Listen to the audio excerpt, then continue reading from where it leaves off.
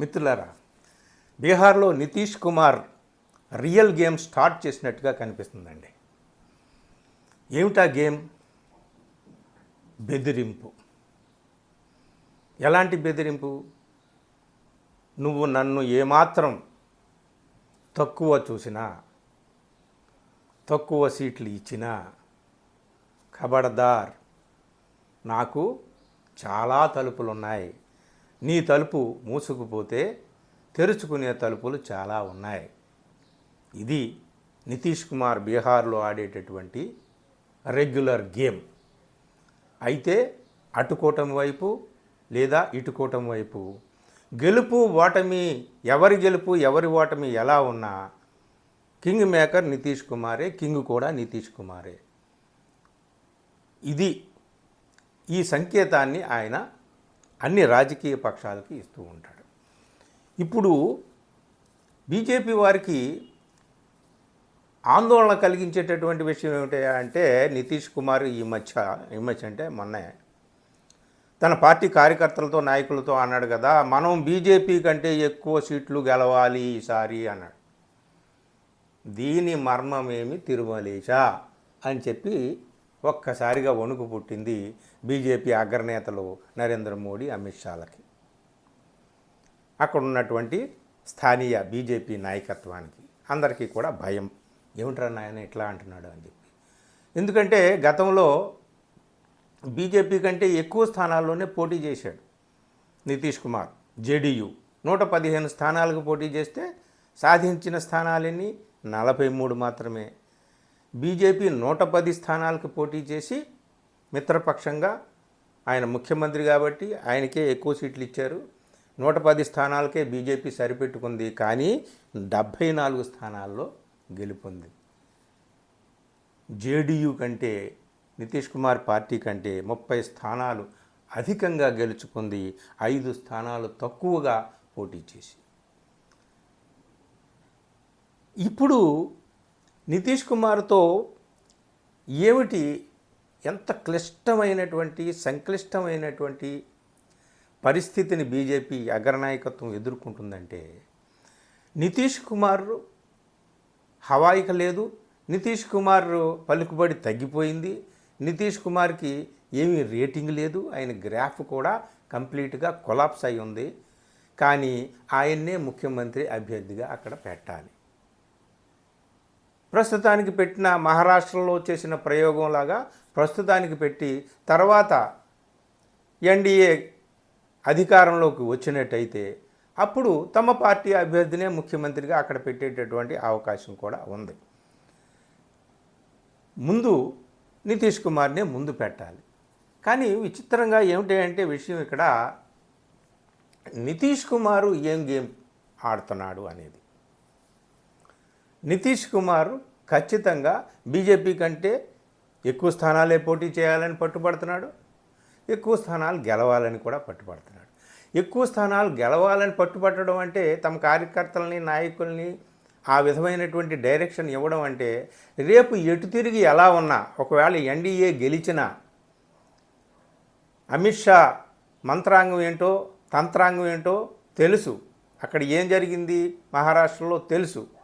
అలాగే ఇక్కడ కూడా జరగవచ్చు. ఎన్డీఏ గెలిచినా సరే తనను పక్కన పెట్టవచ్చు. ఈ ప్రమాదం ఉంది, నితీష్ కుమార్కి బాగా తెలుసు. ఆయనకి ఆరోగ్యం బాగోలేదు, మనిషి సరిగ్గా లేడు, అంత మానసిక స్థితి కూడా అంత బాగోలేదని ఇతరులు చెప్తున్నప్పటికీ కూడా ఆయన చాలా స్ట్రాంగ్గా ఉన్నాడు ఈ విషయంలో. ఏ విషయంలో? తన విషయంలో. తన స్థానం పదిలంగా ఉండాలి, ఎవరు గెలిచినా ఎవరు ఓడినా.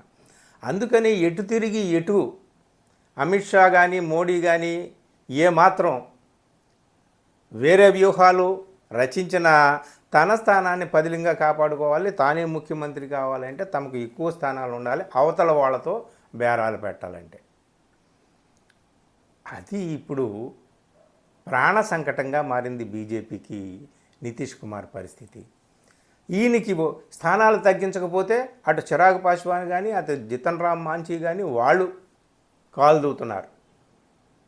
నితీష్ కుమార్ ఆవా ఏమి లేదు, ఇక అంతా మేమే చక్రం తిప్పేది, మాకు మీరు ఎక్కువ ఇవ్వాలని చెప్పి. కాబట్టి ఇక్కడ నితీష్ కుమార్ని తగ్గించాలి, కానీ నితీష్ కుమార్ని వదులుకోకూడదు. సో ఏమిటి అంటే పరిస్థితి ఇక్కడ ఒకవేళ నిజంగా నితీష్ కుమార్ని వదులుకున్నప్పటికీ కూడా నితీష్ కుమార్ అలిగి పోయినా మాకేమీ ప్రమాదం లేదు అన్న మంచి అభిప్రాయంలోనే బీజేపీ వాళ్ళు ఉన్నట్టుగా కనిపిస్తున్నారు. ఇంకొకటి ఏమిటంటే లోపాయికారిగా తెలుస్తున్నటువంటి విషయాలు ఏమిటంటే నిజంగా ఎన్నికల తర్వాత నితీష్ కుమార్ని పక్కన పెడితే నితీష్ కుమార్ ఏమైనా కేంద్రంలో తమ మద్దతును ఉపసంహరించుకునేటటువంటి ప్రమాదం ఉంటుంది కదా, ఇదేమి ఊహించలేనటువంటి విషయం కాదు కదా.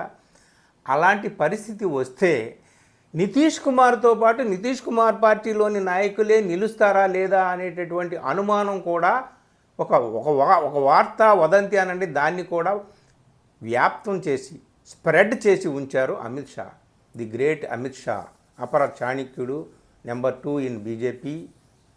అలాంటి అమిత్ షా ఏమి రూమర్సు, జేడీయూలో ఉన్నటువంటి ఎంపీలు నితీష్ కుమార్ వెంటే ఉంటారా, వాళ్ళు నిలబడి ఉంటారా ఆయన వెంట అనేటటువంటి ఒక పెద్ద బిలియన్ డాలర్ల క్వశ్చన్ మార్కు నితీష్ కుమార్ ముందు ఇలాగ నిలబెట్టారనమాట.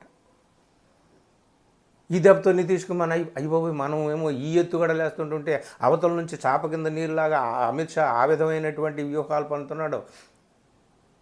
ఇప్పుడు నా కాలి కింద భూమిని తవ్వేసేటటువంటి ప్రయత్నాలు అక్కడ జరుగుతున్నట్టున్నా ఏమిట్రా అని ఒక రకంగా బీజేపీని ఈయన బెదిరించాలని చూస్తుంటుంటే మరొక రకంగా నితీష్ కుమార్ని బెదిరించాలని బీజేపీ వారు ముఖ్యంగా అమిత్ షా చూస్తున్నాడు. చాలా పెద్ద తమాషాగా ఉంది కదండి.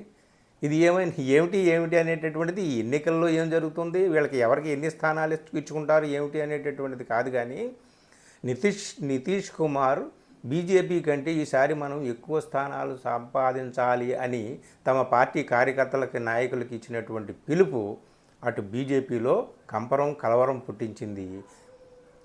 దీని తెర వెనక ఎందుకైనా మంచిదని అమిత్ షా జేడీయూ నాయకుల్ని దువ్వడం మొదలుపెట్టారు. చాలామంది ఆయన కాంటాక్ట్లో జేడీయూ ఎంపీలు ఉన్నట్టుగా మనకి రీసెంట్ వార్తలు చెబుతున్నాయన్నమాట.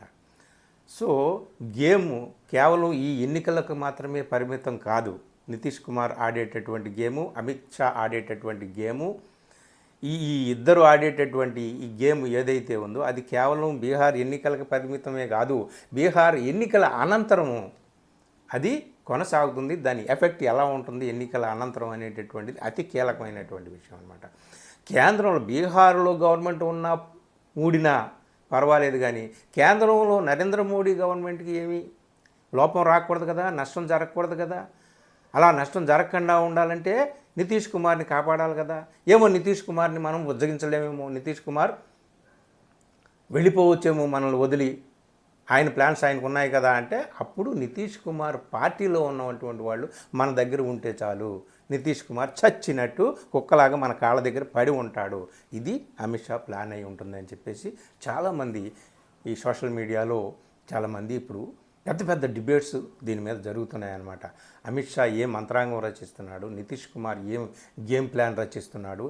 సో వీళ్ళందరూ వెనక అటు చిరాగ్ పాస్వాను వాళ్ళేం చేస్తున్నారు, జితన్ రామ్ మాంజీ వాళ్ళేం చేస్తున్నారు ఏమిటి అనేటటువంటిది అంత క్లమ్జీగా ఉంది కదండి. ఇప్పుడు చాలా కన్ఫ్యూజన్గా ఉన్నారు మనలాంటి వాళ్ళందరూ కూడా. ఏం జరుగుతుంది ఏమిటి అనేది ఇంకొక వారం రోజుల్లో మనకి క్లారిటీ వచ్చేస్తుంది, ఇంకొక 10 రోజుల్లో క్లారిటీ వచ్చేస్తుంది. 20వ తేదీ కల్లా ఫుల్ క్లారిటీ వచ్చేస్తుంది. అప్పుడు అంటే నామినేషన్స్ ఉపసంహరించుకునేటటువంటి గడువు కూడా పూర్తయిపోయేటప్పటికి 17 కల్లా వచ్చేస్తుంది ఒక 90% క్లారిటీ. అప్పుడు మనం మాట్లాడుకోవచ్చు. కానీ ప్రస్తుతానికి ఈ విధమైనటువంటి రాజకీయాలు జరుగుతున్నాయండి. నితీష్ కుమార్ అటు అమిత్ షా వీళ్ళిద్దరూ పైన మాట్లాడుకుంటున్నారు. నితీష్ కుమార్ మోడీ వీళ్ళిద్దరూ కౌలించుకుంటున్నారు, షేక్ హ్యాండ్ ఇచ్చుకుంటున్నారు, నవ్వుకుంటున్నారు, సభల మీద కనపడుతున్నారు. కానీ లోపల తెర వెనుక ఎవరి వ్యూహాలు వాళ్ళు రచిస్తున్నారు, ఎవరి యుద్ధ రేఖలు వాళ్ళు గీస్తున్నారు, ఎవరు ఏం చేస్తారు ఏమిటి అనేటటువంటిది చాలా పెద్ద తమాషా మనం చూడాల్సినటువంటిది ముందు ఉంది. ఏం జరుగుతుంది అనేటటువంటిది చూద్దాం. Thank you.